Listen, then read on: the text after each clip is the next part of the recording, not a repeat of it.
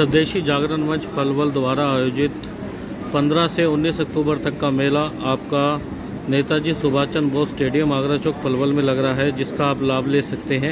इसमें सभी मेले में स्टार आपको स्वदेशी मिलेगी, जो कि स्वदेशी को जागरूक करने के लिए ये मेला लगाया जा रहा है।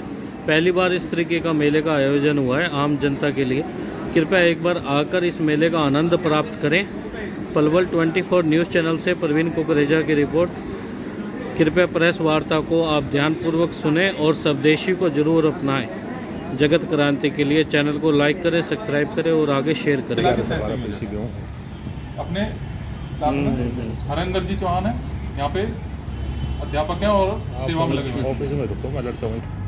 इस विद्यालय में संकल्प यात्रा लेकर गए हैं, जिसके माध्यम से हम स्वदेशी को बढ़ावा देने के लिए स्वदेशी उत्पाद को लोग खरीदेंगे तो स्वदेशी जो लघु उद्यम हैं उनको लाभ मिलेगा और हमारे युवाओं को रोजगार मिलेगा, हमारी अर्थव्यवस्था को तेजी मिलेगी। हम सब जानते हैं कि विश्व में आज के समय एक व्यापार जो चल रहा था उसको अब व्यापार युद्ध में बदल दिया गया है। अमेरिका और चीन जैसे देश व्यापार नहीं करते, वो छद्म व्यापार युद्ध करते हैं।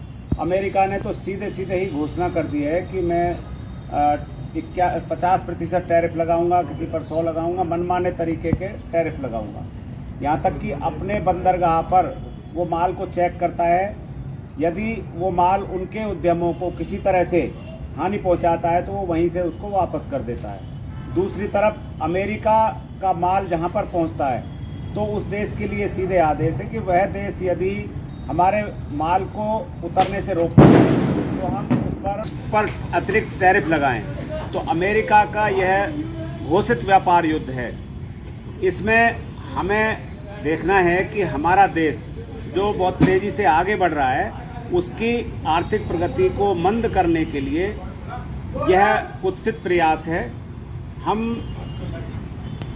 चौथे नंबर की अर्थव्यवस्था तो बन चुके हैं। अभी हमारे सामने 3 देश हैं, जर्मनी, चीन और अमेरिका। चीन और अमेरिका को लग रहा है कि जिस तरह से भारत प्रगति कर रहा है वह जल्दी ही चीन और अमेरिका को पीछे छोड़ करके, पछाड़ करके और विश्व के नंबर 1 की अर्थव्यवस्था बनने की हैसियत रखता है। यही नहीं, भारत का जिस तरह से नेतृत्व विश्व मान रहा है, कोई हमारा प्रस्ताव 160 की संख्या से पास होता है, कोई 170 की संख्या से पास होता है। इसका मतलब हमारे देश की स्वीकार्यता, हमारी सभ्यता, संस्कृति और हमारे व्यापार करने के तरीके को विश्व ने एक बहुत बड़ी मान्यता दी है।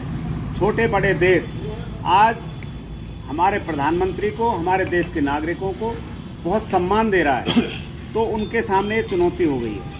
तो इस तरह से अभी हमने देखा यूएनएससी में भी जो स्थायी सदस्यता का मामला था उसमें चीन ने रुकावट डाली, वीटो कर दिया।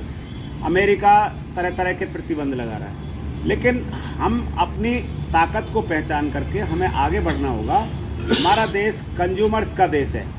हमें किसी विश्व के किसी दूसरे देशों की बहुत ज़्यादा आवश्यकता नहीं है। हमारा 145 करोड़ की आबादी का देश है। हमारे यहाँ 65 करोड़ से ऊपर युवा कंज्यूमर्स हैं जो सबसे ज़्यादा सामान का उपभोग करते हैं, सबसे ज़्यादा आर्थिक प्रगति के चक्र को तीव्र करते हैं। तो ऐसे हम देश हैं, तो ये हमारी ताकत है। चीन की अर्थव्यवस्था निर्यात आधारित है। यदि निर्यात नहीं होगा तो चीन की अर्थव्यवस्था ठप हो जाएगी। अमेरिका की जो अर्थव्यवस्था है वो इंटेलेक्चुअल प्रॉपर्टी राइट्स की कमाई पर आधारित है, तो वो IPR के तरह तरह के जो है हथकंडे अपना करके और बहुत सारी कमाई करता है। तो बौद्धिक संपदा के नाम पर वो कमाता है। अभी उसको भारत ने अनेकों तरह से चुनौती दी है। अब देखिए, एक छोटी सी बात है, हम चाय पी जो हमारी ये तरीका है हमारा डिजिटल पेमेंट का, इससे उसको हमने एक साइड लाइन कर दिया, वीजा और मास्टर कार्ड। उससे अमेरिका की बहुत कमाई होती थी। हमने डॉलर के स्थान पर सीधा सीधा रुपए में व्यापार करना शुरू कर दिया। जो रूस है उसके साथ हमारा बहुत सारा व्यापार रुपए और रूबल में हो रहा है। ऐसे चीन के साथ भी हमारा चीन की करेंसी में और भारत की करेंसी में हो रहा है। ऐसे हमने विश्व के अनेकों देशों के साथ ये ऐसा कर दिया। तो इसको डी डॉलराइजेशन कहा जा रहा है विश्व में। तो डॉलर के से कमाई बहुत ज़्यादा हो रही थी अमेरिका की, उसको भी चुनौती खड़ी हुई। तो आज हम बस एक ही मंत्र जाप लें कि हमारा हर युवा उद्यमिता की ओर चले, अपना खुद का स्वावलंबी बनने के लिए खुद का उद्यम लगाए और हर नागरिक स्वदेशी को अपनाए। तो हमें बाहर अमेरिका और चीन की कोई आवश्यकता नहीं है। हम सामान्य तरीके से ही हमारा हर व्यक्ति अमेरिका जैसी अर्थव्यवस्था को चुनौती दे सकता है। गांधी जी ने आज़ादी के आंदोलन में चरखे से चुनौती दी थी।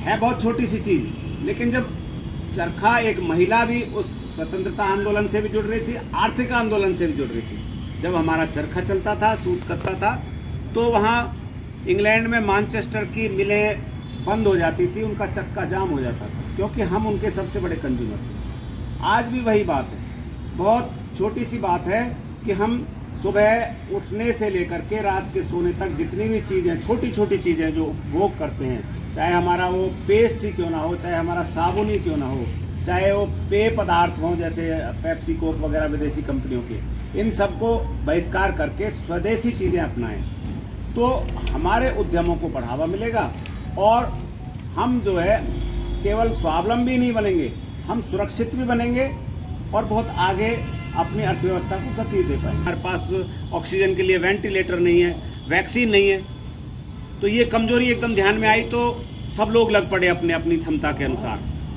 किसी ने, महिलाओं ने, सेल्फ हेल्प ग्रुप्स ने छोटे छोटे मास्क बनाने शुरू करे, थोड़ी सी बड़ी कंपनी ने पीपीई किट बनानी शुरू करी, किसी ने ऑक्सीजन के सिलेंडर प्रोवाइड किए। तो इस तरह से सब लग पड़े और हमारे वैज्ञानिक लग पड़े। वैज्ञानिकों ने एक नहीं दो वैक्सीन दे दी, और वो वैक्सीन भी वायरस इसलिए तैयार किया कि वो विश्व में बीमारी फैलाकर अपने वैक्सीन बेच करके कमाई कर सके। दूसरा, एक भारत जैसा देश है, वो अचानक से इस बीमारी से लड़ने के लिए वैक्सीन तैयार करता है और अपने लिए नहीं, विश्व के गरीब देशों को निःशुल्क में वैक्सीन देता है। तो ये कैसे लोग हैं? तो इससे हमारी सभ्यता जो विश्व बंधुत्व की भावना है, सर्वे भवन्तु सुखिनः की भावना है, इसका एक व्यवहारिक रूप उन्होंने देखा। ब्राजील के अखबारों में जब छप रहा था कि भाई संजीवनी बूटी की बात